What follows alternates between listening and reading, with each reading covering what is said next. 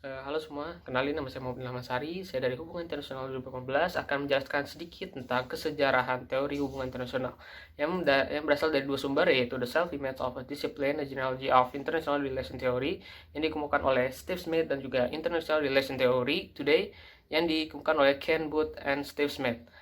Nah, di sini saya akan membaginya menjadi 3 poin, yaitu berawal dari sejarah pemikiran, sejarah ide, dan juga genealoginya. Nah, dari yang pertama, sejarah pemikiran itu dia itu a given, essential, and natural.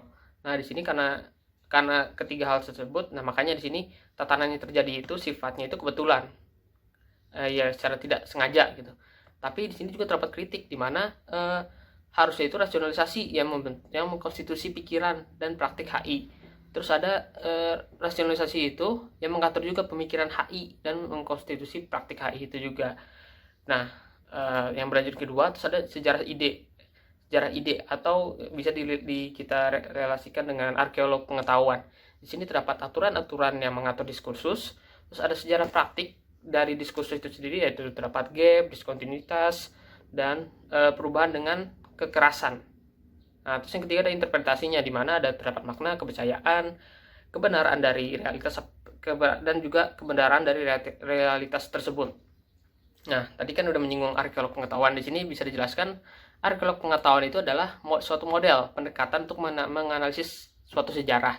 Nah, di sini lebih menitik beratkan pada diskontinuitas. Berbeda halnya dengan sejarah pemikiran, di mana itu sifatnya itu kontinu, berjalan terus.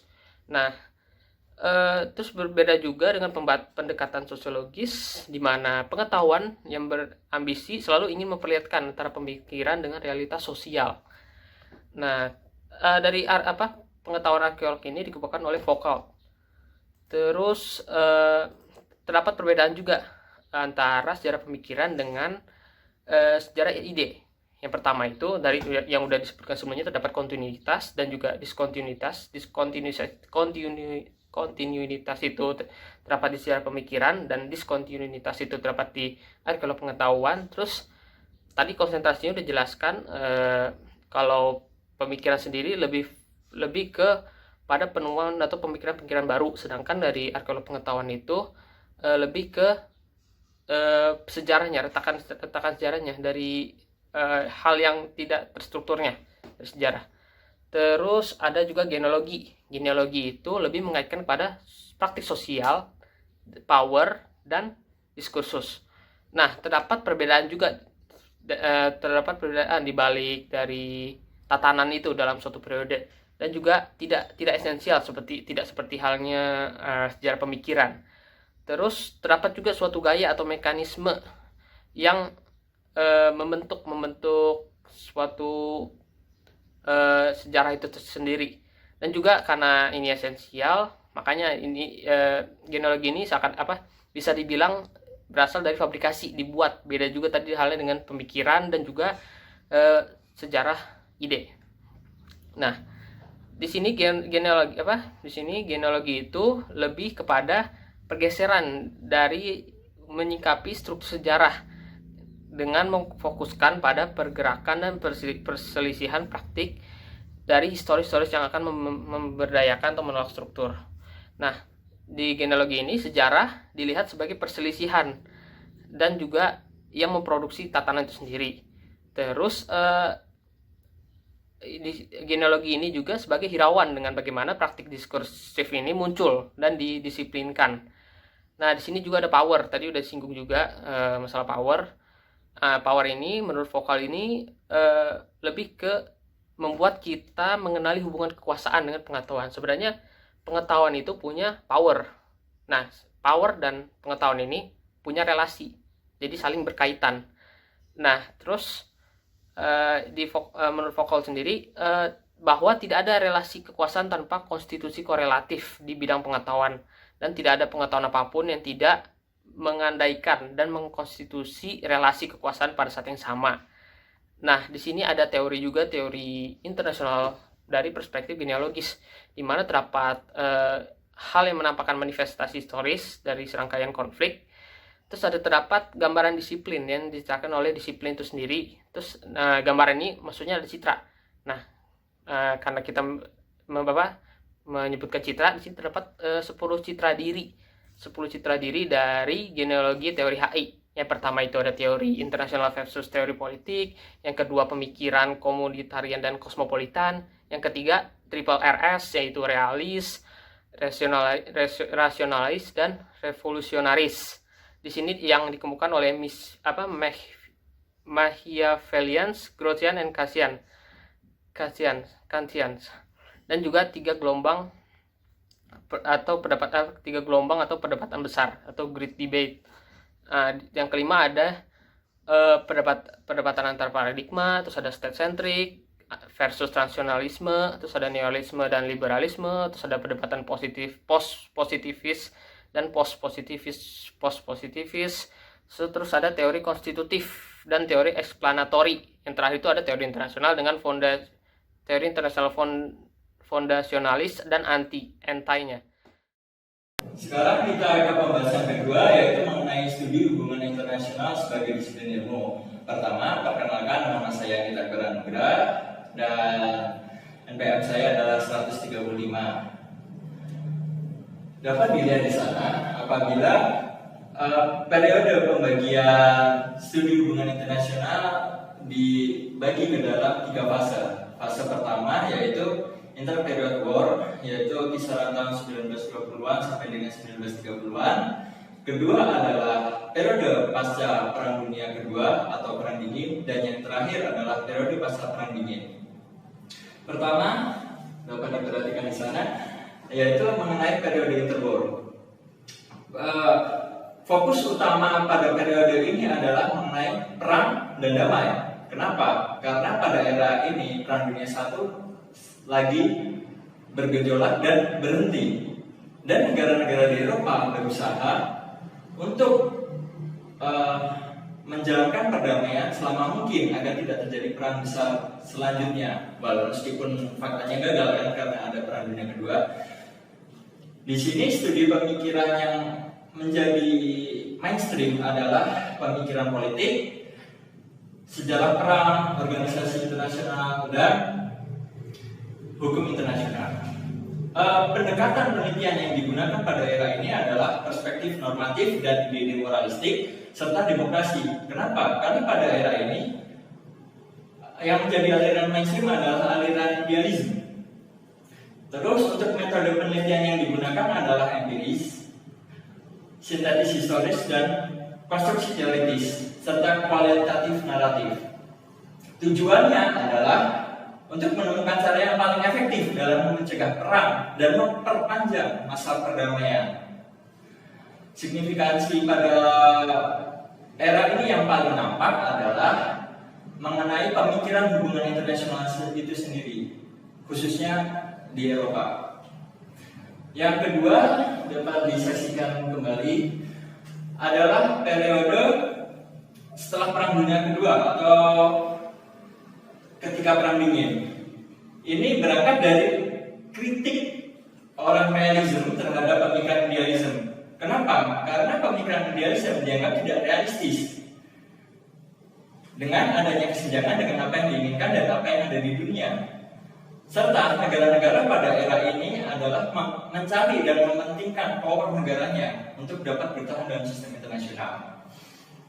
Untuk pendekatan yang digunakan dalam penelitian adalah analisa power, behavioralism, fundasionalism, dan rasionalism.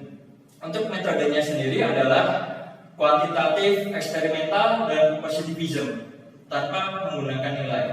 Jadi terkesan objektif. Tujuannya yang sudah dicapai adalah untuk mendapatkan kajian yang lebih presisi dalam memaksimalkan kepentingan nasional agar mencapai tujuan nasional mereka dan survive di international system. Signifikansi yang paling kentara pada era ini adalah pemahaman tentang hakikat dasar mengenai international politics. Dan periode ketiga, periode terakhir adalah pasca Perang Dingin yang berlangsung sampai sekarang. Ini sendiri juga berangkat dari kritik terhadap pemikiran kaum rasionalis dan realisme. Kenapa? Karena pendekatan yang valid dalam HI adalah dengan tidak memisahkan fakta dengan nilai, subjek dan objeknya, teori dan realitasnya, serta meneliti dengan apa yang mereka teliti. Fokus utamanya adalah kajian isu-isu global lokal dalam globalisasi, humanistik, HAM, jaringan transnasional, gender, lingkungan hidup, dan hubungan antar kebudayaan. Pendekatan untuk penelitiannya sendiri adalah teori kritis, konstruktivisme, feminisme, postmodernisme, postmodernisme, interpretatifisme, dan sebagainya. Karena di sini bersifatnya multidisipliner, banyak sekali. Dan metode yang digunakan adalah kualitatif, subjektif, dan multidisipliner. Kenapa multidisipliner? Agar HI terlepas dari masalah politik semata, agar lebih lengkap dengan isu-isu humanistik. Tujuannya adalah menghasilkan kajian HI yang tersebar, kompleks, beragam, lebih humanis, namun dengan pemahaman yang sangat mendalam. Signifikansi yang paling kuat dalam era-era ini adalah pemahaman HI yang komprehensif, bermakna, dan luas, namun tidak meninggalkan unsur-unsur klasiknya. Sekian dari saya. Terima kasih. Ya, di sini saya akan menjelaskan konsep dasar dalam hubungan internasional. Konsep dasar dalam hubungan internasional sendiri berkenaan dengan negara. Dan teman-teman negara tentu kita harus memahami tentang alasan dari negara melakukan hubungan internasional. Dan untuk itulah kita mengenal namanya kepentingan nasional. Apa sih kepentingan nasional? Kepentingan nasional itu kalau menurut Churchill itu merupakan sebuah motivasi suatu negara dalam menjalankan hubungan luar negeri.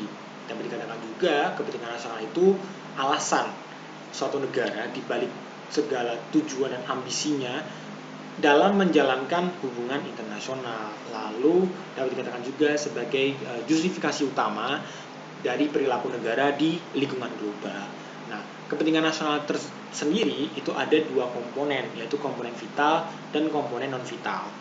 Kalau menurut Morgenthau, kepentingan vital sendiri itu biasanya penting untuk kehidupan bangsa. Kenapa penting untuk kehidupannya? Karena di dalam tersebut ada faktor-faktor yang mempengaruhi keberlangsungan hidup bangsa dan identitas dari bangsa itu.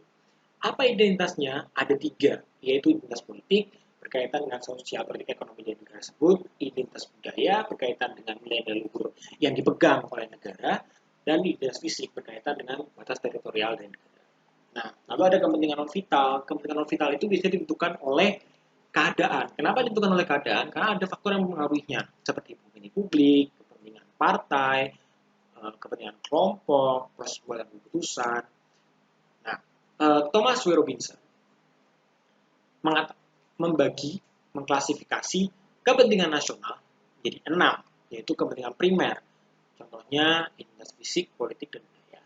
Lalu kepentingan sekunder, contohnya perlindungan warga negara, kekebalan diplomatik, kepentingan permanen, contohnya pengaruh satu negara di lingkungan global, kepentingan variabel, contohnya ya opini publik, kepentingan partisan, kepentingan umum, contohnya ya perdamaian internasional, dan kepentingan khusus, contohnya tatanan ekonomi dunia.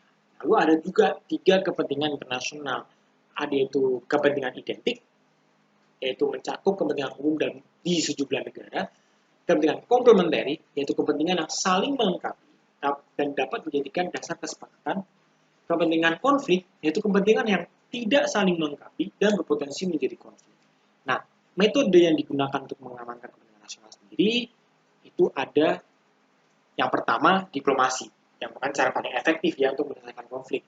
Lalu ada propaganda, yaitu merupakan seni berjualan untuk menyampaikan orang tentang kebenaran dari tujuan itu dan sehingga kepentingan pribadi itu dapat diamankan. Lalu ada sarana ekonomi dengan menggunakan sumber daya ekonominya untuk mempromosikan kepentingan. Lalu ada aliansi dan perjanjian, yaitu dibuat oleh 2 atau lebih negara bagian untuk mengamankan kepentingan identik sehingga dijadikan sebagai kewajiban. Nah, dan ada cara koersif, yaitu metode kekerasan yang digunakan negara untuk mengamankan kepentingannya dan hal itu dibenarkan secara hukum. Mungkin seperti itu. Terima kasih.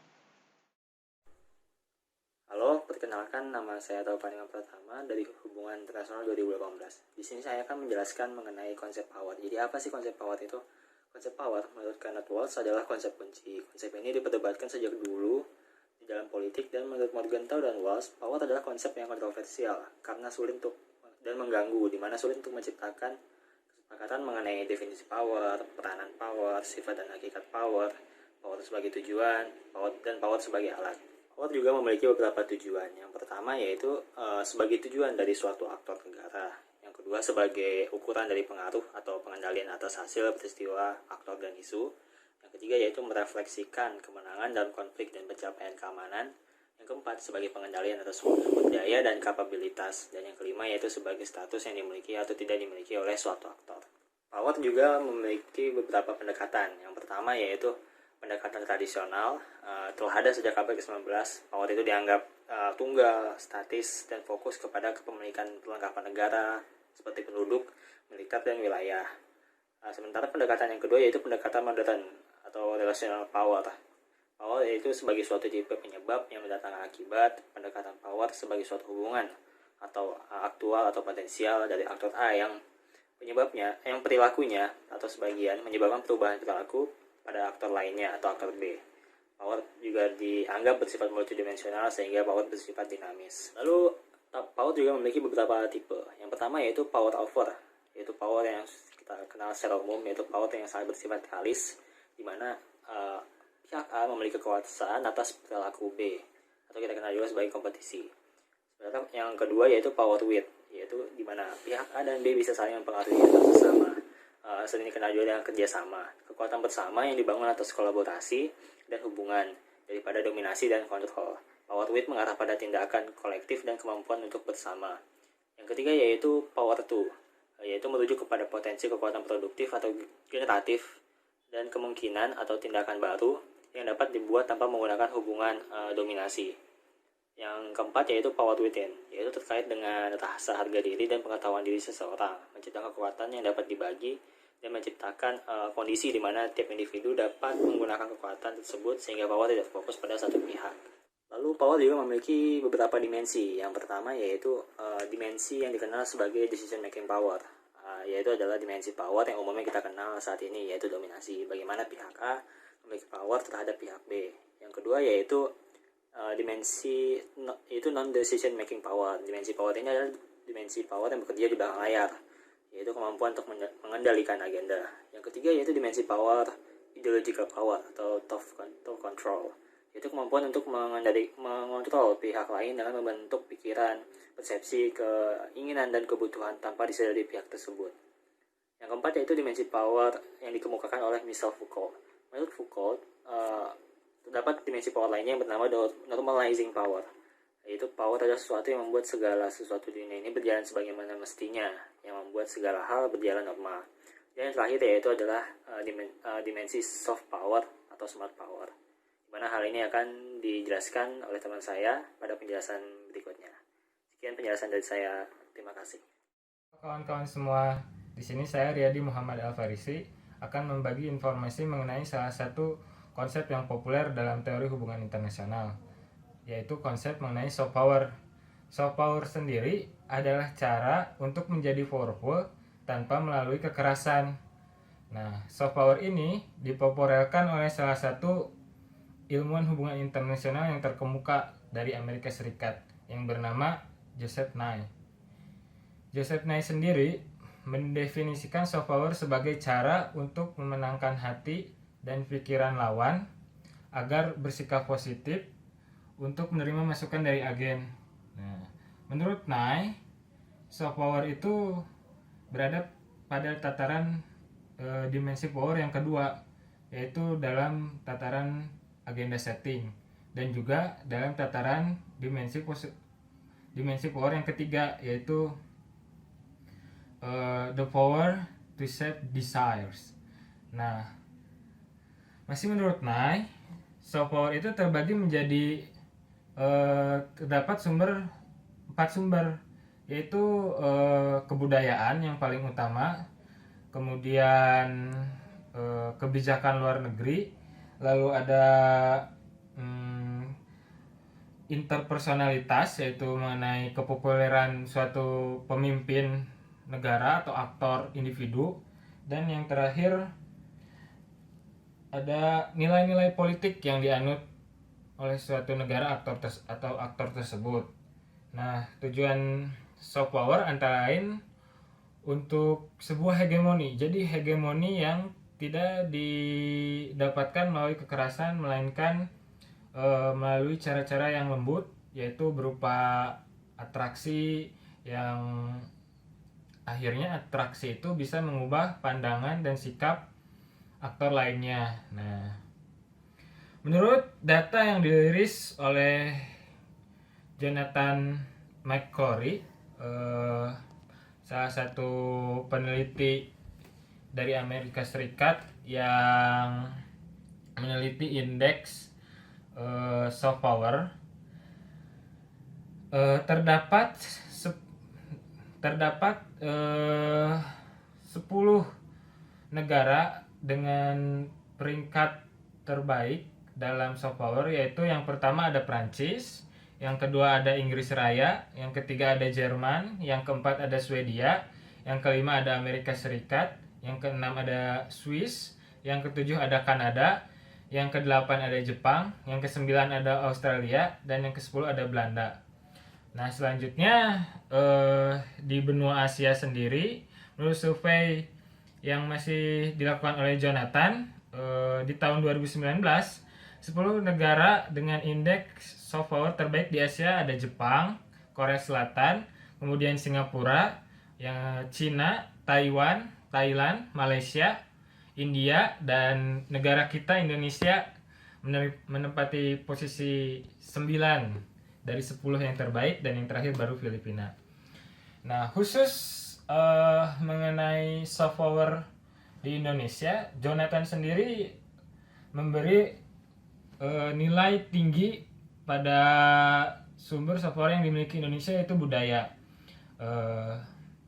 Memang di Indonesia sendiri dengan multikulturalisme bangsanya yang terdiri dari beragam suku dan budaya, itu sangat mencerminkan Indonesia menjadi suatu negara yang berpotensi memiliki kredibilitas dalam menjunjung tinggi budayanya, baik itu budaya yang bersifat populer ataupun budaya tinggi. Namun di Indonesia sendiri, budaya yang diperjualbelikan terhadap pihak luar bukan budaya populer, tapi melainkan budaya tinggi, seperti misalnya tari-tarian adat. Itu bukan budaya populer, tapi itu budaya tinggi yang dijunjung tinggi oleh masyarakat sekitar. Sekian penjelasan soft power dari saya, sampai jumpa lagi. Assalamualaikum warahmatullahi wabarakatuh. Nama saya Muhammad Tafar Digantara. Di sini saya ingin menjelaskan tentang emosi dalam bidang studi hubungan internasional. Sebelumnya saya ingin menjelaskan tentang apakah emosi itu. Dalam bidang studi psikologis, kata emosi dapat diartikan sebagai sebuah keadaan dari perasaan yang terasa sangat kompleks dan dapat mengakibatkan perubahan baik dari segi fisik, psikologis, dan dapat mempengaruhi pikiran dan perilaku seseorang. Emosionalitas dapat dikaitkan dengan berbagai fenomena psikologis. Contohnya, temperamen atau mudah marah, kepribadian, suasana hati, dan juga motivasi. Menurut David G. Myers, dia adalah seorang penulis, emosi manusia melibatkan gairah fisiologis, perilaku ekspresif, dan pengalaman yang sadar. Lalu kemudian, bagaimana perkembangan emosi dalam bidang studi hubungan internasional?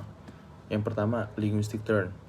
Linguistic turn merupakan sebuah perkembangan dari filsafat dasar sekitar abad ke-20, dan fokus ini mengarah kepada bahasa dan humaniora. Lalu, apa kaitannya dengan bidang studi hubungan internasional? Kaitannya adalah dengan ilmu hubungan internasional adalah dari segi bahasa, baik itu verbal maupun non-verbal.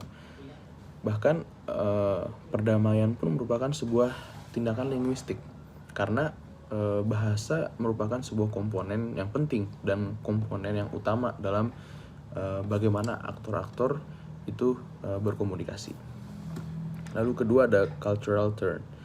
Cultural turn dimulai oleh sarjana ilmu humaniora dan ilmu sosial pada 1970-an yang menjadikan budaya sebagai salah satu fokus dari perdebatan kontemporer. Lalu kaitannya dengan ilmu hubungan internasional, yaitu pada saat budaya menjadi salah satu dari hal yang menjadi sebuah acuan dalam berlangsungnya suatu hubungan internasional. Lalu ketiga ada aesthetic turn. Aesthetic turn memiliki arti cita rasa yang berkaitan dengan sesuatu hal yang terlibat dalam politik dunia di samping adanya akal, rasio, dan logis. Pemahaman atas politik dunia dapat melalui munculnya wawasan yang berhubungan dengan estetika, seperti narasi, objek, gambar, visual, film, dan macam-macam lainnya. Bagaimana mereka dibuat semenarik mungkin agar mendapatkan kesepakatan dari pihak eksternal yang ingin bekerja sama. Dan terakhir adalah emotional turn. Emosi yang dilahirkan melalui ekspresi manusia dapat menimbulkan output yang mempengaruhi hubungan internasional, seperti timbulnya rasa takut yang akan mendorong suatu negara untuk berperang. Lalu, mengapa emosi dalam hubungan internasional itu penting? Emosi perlu diperhatikan karena hubungan internasional itu melibatkan aktor-aktor yang dapat mempengaruhi satu sama lain, baik aktor state ataupun non-state. Dalam hal ini, aktor itu adalah seorang manusia. Manusia memiliki emosi yang dapat mempengaruhi hubungan yang terjadi antara aktor lainnya, sehingga dapat dikatakan bahwa hubungan internasional juga merupakan manajemen emosi, dan emosi itu sendiri bersifat relasional. Dan apakah hambatan dari emosi dalam bidang studi hubungan internasional? Metodologis, emosi susah untuk dikuantifikasi. Level atau unit analisis, dan pemisahan dikotomi rasionalitas dan emosi. Sekian dari saya. Wassalamualaikum warahmatullahi wabarakatuh. Halo, nama saya Rahmat. Saya akan menjelaskan mengenai postkolonialisme. Apa itu postkolonialisme? Postkolonialisme adalah salah satu perspektif dalam hubungan internasional yang melihat bagaimana masyarakat dan pemerintah-pemerintah di wilayah-wilayah yang dulunya dijajah mengalami aktivitas hubungan internasional. Postkolonialisme menyoroti dampak kolonialisme dalam membentuk cara berpikir wilayah bekas koloni dalam bentuk pengetahuan dan bagaimana negara-negara barat memarginalkan negara non-barat.